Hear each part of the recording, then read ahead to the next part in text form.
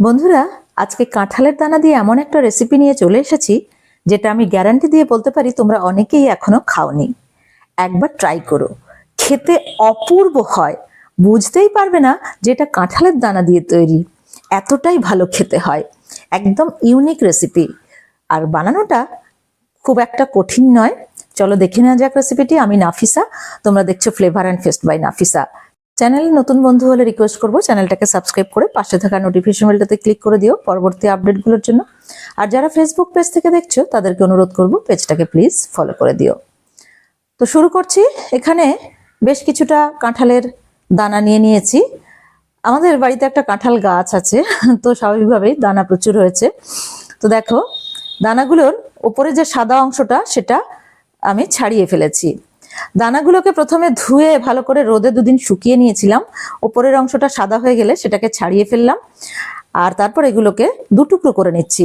তোমরা চাইলে আরো ছোট করেও কেটে নিতে পারো, 4 টুকরোও করে নিতে পারো। উপরের এই যে ব্রাউন কালারের যে খোসাটা সেটা ছাড়িয়ে ফেললে আমরা যে রেসিপিটা বানাবো সেই রেসিপিটা সাদা হবে। আর এই খোসাটা আমি ছাড়াইনি, এটা করলে একটু ব্রাউন ব্রাউন কালার হবে। তো দেখো, সবগুলোকে আমি 2 টুকরো করে নিয়েছি। এখন জলে ভিজিয়ে রেখে দেব। 2বার জল পাল্টে ধুয়ে নিয়েছি, নিয়ে এটাকে জলে এখন 1 ঘন্টা ভিজিয়ে রেখেছিলাম। 1 ঘন্টা পর দেখো, এর মধ্যে যে কষটা রয়েছে জলে ভিজিয়ে রাখার ফলে সেই কষটা কিন্তু বেরিয়ে যাবে। দেখো, জলটা একদম সাদা হয়ে গেছে। আমি কিন্তু আগে 2বার ধুয়ে নিয়েছিলাম, তারপরেও জলটা সাদা হয়ে গেছে। তো জলটাকে এবার ড্রেন করে নিয়েছি, নিয়ে এটাকে প্রেসার কুকারে নিয়ে নিচ্ছি। এই রেসিপিটা অনুরোধ করব একবার অন্তত বানাবে, এতটাই ভালো লাগবে, দেখবে আবার বানাতে ইচ্ছে করবে। খেতে এতটাই ভালো হয়। তো সবটাকে প্রেসার কুকারে নিয়ে নিলাম।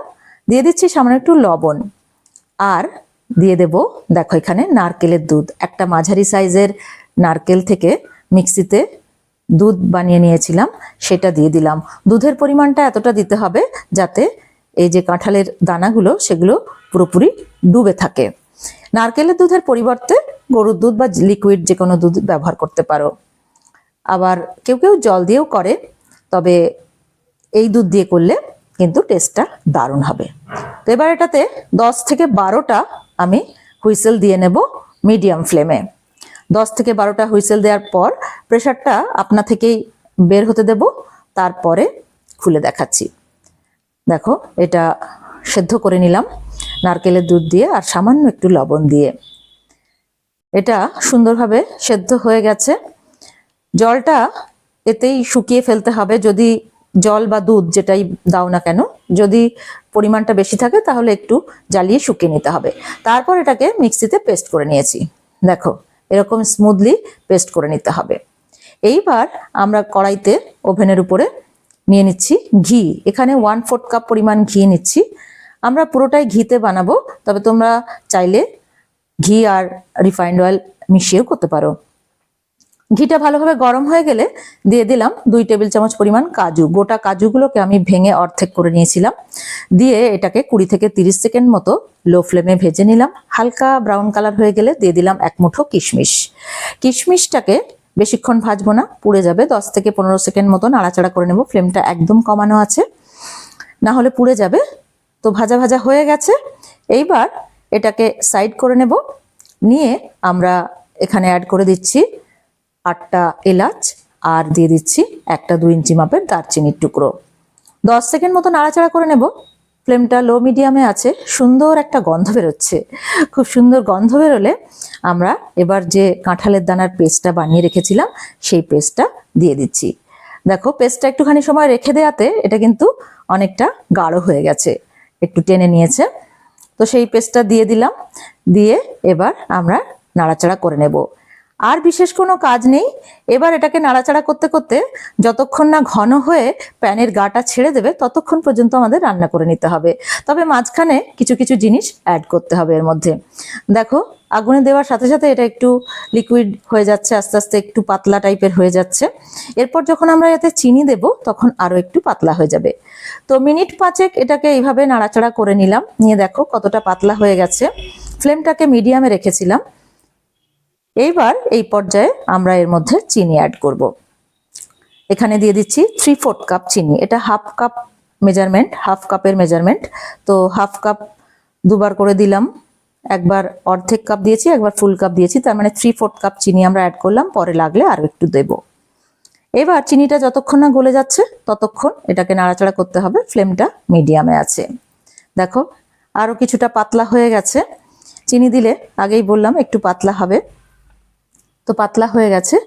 আমার মনে হলো আরেকটু চিনি লাগবে, তো আরো 1/2 কাপ দিলাম, দিয়ে সামান্য একটু লবণ দিলাম। যে কোনো মিষ্টি জিনিসে আমি একটু লবণ দিই, এতে টেস্টটা ব্যালেন্স হয়ে বেশ সুন্দর লাগে খেতে। তো লবণটা দিয়ে এইবার নাড়াচাড়া করে নেব।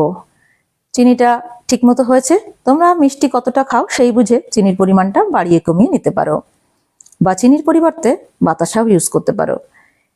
ভালোভাবে নাড়াচাড়া করে নিচ্ছি, আর কোনো কাজ নেই, নাড়াচাড়া করতে করতেই কিন্তু রান্নাটা করতে হবে, না হলে তলায় বসে যাবে। তো সেই জন্যে কন্টিনিউ নাড়াচাড়া করতে করতেই এটাকে রান্না করতে হবে, যতক্ষণ না এটা ঘন হয়ে প্যানের গা থেকে ছেড়ে আসছে। দেখো অনেকটা ঘন হয়ে গেছে। এই পর্যায়ে দিয়ে দিচ্ছি 2 টেবিল চামচ পরিমাণ গুঁড়ো দুধ। এখানে আমরা গুঁড়ো দুধ, তার সঙ্গে একটু ঘি অ্যাড করব, এটা খোয়ার কাজ করবে। আমার হাতের কাছে যেহেতু এখন এই মুহূর্তে খোয়া নেই, তো সেই জন্যে আমি পাউডার মিল্ক আর ঘি দিয়ে সেই কাজটা সারলাম। তো এটা দিয়ে ভালোভাবে নাড়াচাড়া করে মিশিয়ে নিচ্ছি, এতে খুব সুন্দর একটা টেস্ট হয়। তো ভালোভাবে নাড়াচাড়া করে নিচ্ছি, নিয়ে এটাকে এখনো কিছুক্ষণ রান্না করতে হবে। টোটাল রান্নাটা করতে 25 থেকে 30 মিনিট মতো সময় লাগতে পারে।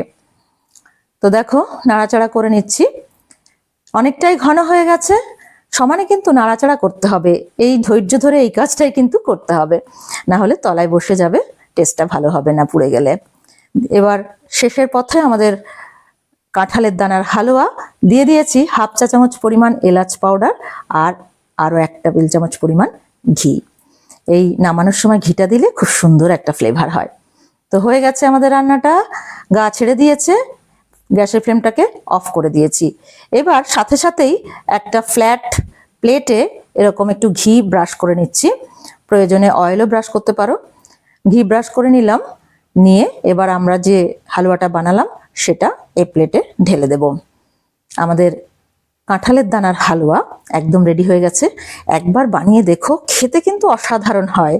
এটা আমরা যারা যারা খেয়েছি, আমি খেয়েছি আর আমি স্কুলে নিয়ে গেছিলাম, আমার কলিগরাও খেয়েছে, অপূর্ব খেতে হয়। আমাদের বাড়িতেও সবার খুব পছন্দ হয়েছে। তো বলবো অবশ্যই একবার বানালে দেখো আবার কিন্তু বানাতে ইচ্ছে করবে। তো এইভাবে একটা স্প্যাচুলা দিয়ে এইভাবে স্প্রেড করে ওপরটা একটু সমান করে নিচ্ছি।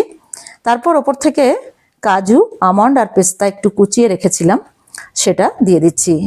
এটা অপশনাল, এটা না দিলেও কোনো সমস্যা নেই। এটা দিলে ডেকোরেশন করলে দেখতে ভালো লাগবে, সেই জন্য দিলাম। দিয়ে এভাবে একটু চেপে চেপে দিতে হবে, যাতে এটা ঠান্ডা হয়ে যখন আমরা এটাকে শেপে কাটবো তখন দেখতে ভালো লাগবে আর মুখে পড়লে খেতেও ভালো লাগবে। তো 2 ঘন্টা এভাবেই রেখে দিয়েছিলাম। 2 ঘন্টা পর ফিরে এলাম, দেখো একদম শক্ত হয়ে বসে গেছে এটা। এবার আমরা এটাকে কেটে নিচ্ছি। আমি এখানে বরফি করে কাটছি, তোমরা নিজেদের পছন্দ মতো শেপ আর সাইজে কেটে নিতে পারো।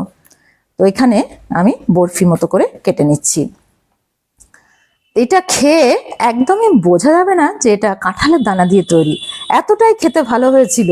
সবাই ভীষণ প্রশংসা করেছে। তা তোমরাও বাড়িতে বানাও, বানিয়ে দেখো, সবাই আবার বানানোর জন্য আবদার করবে কিন্তু। তো এতটাই খেতে ভালো হয়। তো আমাদের কাঁঠালের দানার হালুয়া একদম রেডি হয়ে গেছে, এবার সার্ভ করে দিচ্ছি। তো তোমরা একবার বাড়িতে বানাও, বানিয়ে কমেন্টে লিখতে ভুলো না যে খেয়ে তোমাদের কেমন লাগলো। আর আজকের ভিডিওটা ভালো লেগে থাকলে প্লিজ একটা লাইক করো, ফ্রেন্ডস আর রিলেটিভদের মধ্যে অনেক অনেক শেয়ার করো। যারা আমার ফেসবুক থেকে দেখছো তারা পেজটাকে ফলো করে দিও, যারা ইউটিউব চ্যানেল থেকে দেখছো চ্যানেলটাকে প্লিজ সাবস্ক্রাইব করে দিও। তো আজকে এই পর্যন্ত, চলে আসবো আবার নতুন কোনো রেসিপি নিয়ে। সবাই ভালো থেকো, সুস্থ থেকো। Thank you so much for watching. By.